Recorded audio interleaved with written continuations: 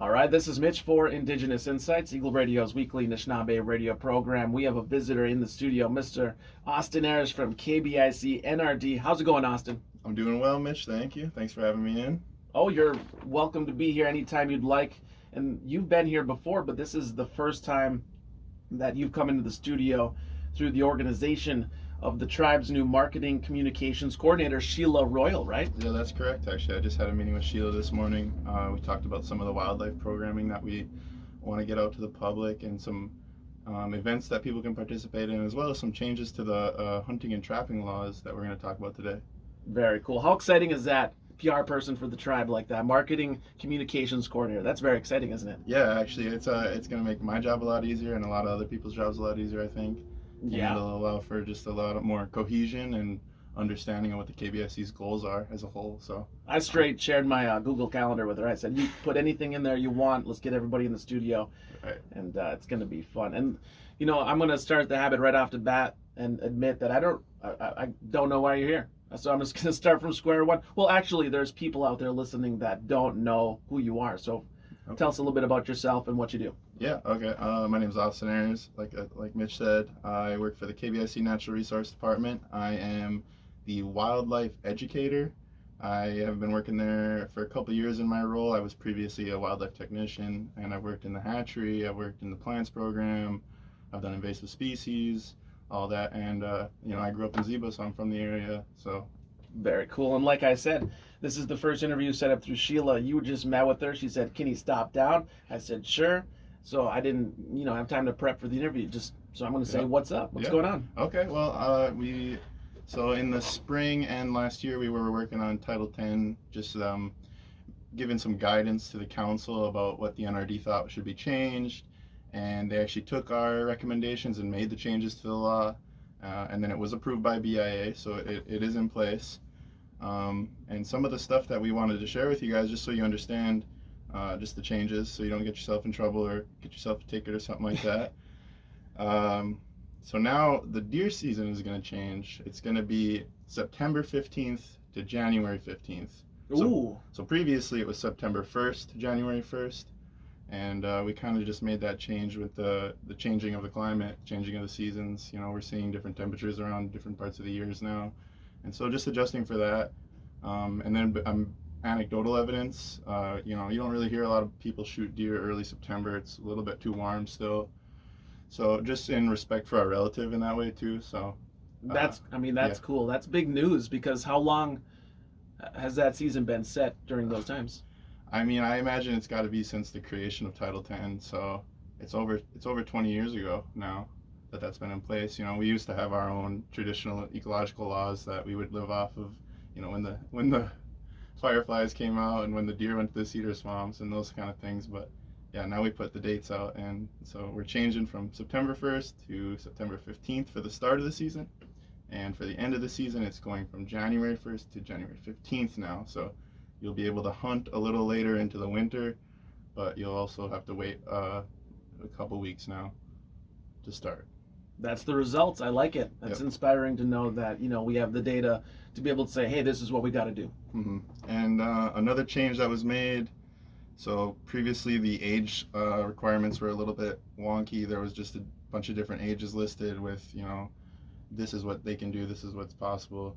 And with just the idea that not everybody, most people here grow up hunting and fishing and doing that, and they're taught by their parents. And anybody under the age of 18 would just have to pass a hunter safety course, and then you would go to licensing and show them that you've done that, and then you'll be able to get your hunting and fishing license, and then you should be able to get it renewed every year after, unless you commit any kind of crime or felony that's in the Title X section.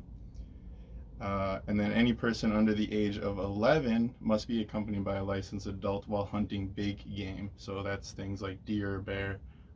Anybody under that age, if they have the proper knowledge and the proper understanding of safety, they would be able to hunt small game and upland game birds by themselves. You know what? I think my oldest boy shot his first bucks when he was 10 by himself, I think. So he got it. Those are grandfathered in, right? In class of time. Yeah. So, and that, and then in just that thinking, we were kind of comparing this law or this sort of jurisdictional thing to the state and the feds, but also acknowledging that this is our way of life here, and we don't necessarily need to think of young people as incapable of hunting or incapable of harvesting on their own. So Yeah, I mean, I was close mind blind, and I like that way of thinking too. It's all about training and how you're raised and what you know. I mean, there's adults that aren't capable out there oh where yeah, I trust my boy more than some adults. yeah, oh yeah. There's plenty of accidents that happen in the woods, and a majority of them are from people that are older, people that are far above the age of 18. So Doing what people do at camp. yeah, yeah, exactly. And actually, so for that, I'll get right into this next one. On the previous Title 10 document, you would have been allowed to hunt or trap with a blood alcohol content of 0.08 or lower without penalty. Now it reads, any person who shall hunt or trap while impaired or intoxicated to any degree whatsoever shall be guilty of a Class C misdemeanor, punishable by a maximum period of incarceration of 90 days or a maximum fine of $1,500 or both. And that's just in the thinking that community safety, honoring our traditions, and restoring our balance with nature. There's no real place for that kind of behavior when you're out there. Harvesting is really a sacred practice, and it's something that we've done forever. And drinking is something that we have not done forever. So that's hunting, fishing, and trapping. Yeah. Whether Well, you, for specifically for this section, it's just hunting and trapping. hunting and trapping, Yep. and that's whether you're near a vehicle or not, right? Yep. And that's if you encounter a tribal police officer, a conservation officer, or a Glyphwood conservation officer, and they believe you're in the act of hunting, you have a firearm, you're wearing hunter's orange and that, and you do below more than 0.00, you will be punished. All right.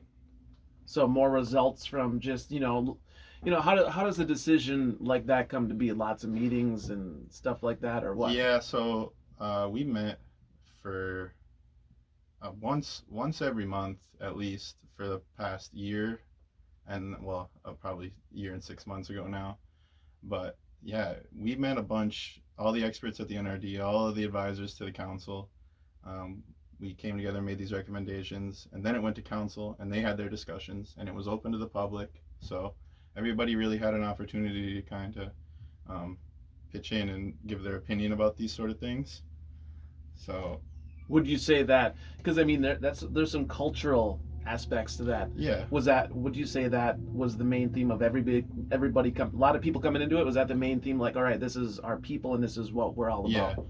So when the original review of Title 10 started, I think some of us hadn't really had a full understanding of what was in the document, and then just to read some of that stuff, like the allowance of a 0.08 or lower for the previous document, I think we all kind of took the immediate stance of this is not who we are as a people. This is not traditional. This is not the Anishinaabe way. So we just made that decision. Yes, mostly based off cultural needs. It's a need that we need to establish that this is not who we are, and it was something that was brought to us. You know what that is? There's a word being thrown around a lot more these days, which is a word that I'm behind, is decolonization. This is what decolonization looks like. Yep, exactly. Now, I'm not sure if you're familiar. I'm definitely not. But what are the regulations and laws when it comes to, the state of Michigan when it comes to that? Is it a 0.00 below for them too, or is there allowances with them? I couldn't really confidently tell you yes or no.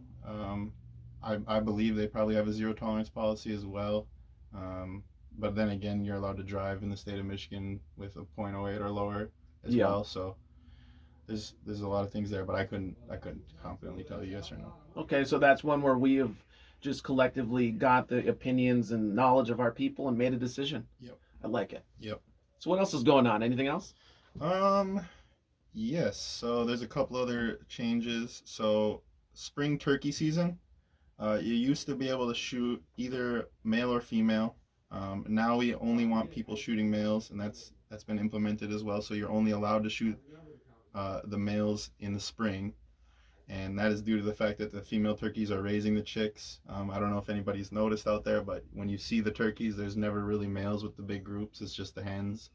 And so in the effort of maintaining their population and being respectful to our relatives and their right to life as well, honoring the first treaty, we're gonna only allow the taking of males in the spring.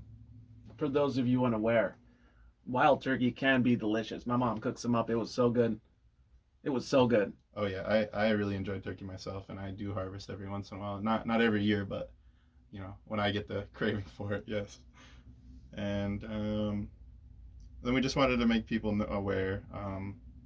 There are special permits available to each member of this tribe for community ceremonial activities, stationary vehicle permits, special assistant permits, and the special assistant permits are for people who are not of able body, or perhaps they're elders and they're just slowing down a little bit and they want some help out there. That would make it so that somebody could go out and actually harvest the deer for you.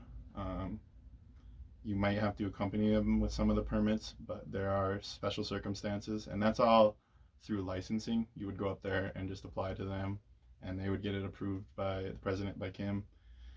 And yeah, that's just to make it easy for everybody to harvest.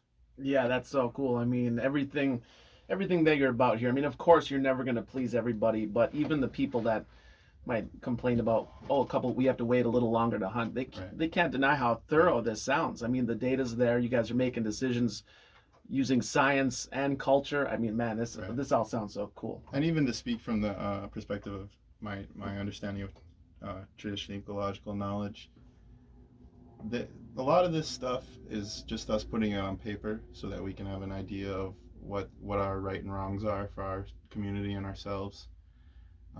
Especially as it pertains to special permits. Some people are just going to do these things for their family members regardless. They're not going to obtain the permits, but the permits, and when you call in, specifically when you call in for your deer harvest and say, hey, I harvested this deer, and that kind of thing, that data really helps the NRD to develop these kind of decisions and kind of implement more programs for teaching people what they might not know, and gives me the opportunity to come in here and talk to you and kind of get the word out about what we think people need to know more about. And actually, for that too, I'll add in that if you are a KBIC tribal member, there is no authority from the state DNR if you're within the reservation boundaries or the ceded territory. You only have to answer to the Gliffwood game wardens and to the tribal police. And if you experience any kind of harassment or anything of the sort from state law enforcement or just non-tribal members, you can report that to Gliffwick. You have the right to safe harvest and honorable harvest. And that's just our way of life, and that's what we're going to keep doing. So, all right, I got a question for you. And maybe you don't have an answer, but say you are a native out there on ceded territory, off the reservation, on ceded territory, and a state official comes to you and, do you have a recommendation of what you would say to that individual to maybe get your native representation there? Absolutely. I would just say, obviously they'll probably ask for a license if they are, inquiring about what you're doing in the woods. And I would just present your tribal hunting and fishing card. It's always important to have that on you. You need to have it on you if you're out there doing any kind of harvesting. And as far as what to say, I think I would just let them know I'm a KBIC tribal member exercising my rights within the ceded territory. If you have any further inquiries, please contact the proper authorities. All right, very good. With that being said, don't want to cut you off short. Is there anything else we need to talk about here today? I don't think so. No? Mm-mm. I'm telling you what, I'm going to be looking forward to these visits like this. It's kind of fun. It's a little bit more conversational and has me listening more instead of, because when I do the prep, I always think, what question to ask next? What to ask next? This is kind of fun. I liked it. Oh yeah, we're oral historians, right? So it's important to have these conversations and continue to have these conversations. Very cool. So thank you very much, Austin, for being here. Thanks again to Sheila Royal, Marketing Communications Coordinator for the tribe, setting these interviews up for us. If you're an employee or somebody running something else through the tribe and you want to get here on the show, contact Sheila. She'll set you up. And other than that, we're gonna end it here. This is Mitch for Indigenous Insights. See you later. See ya. Thank you.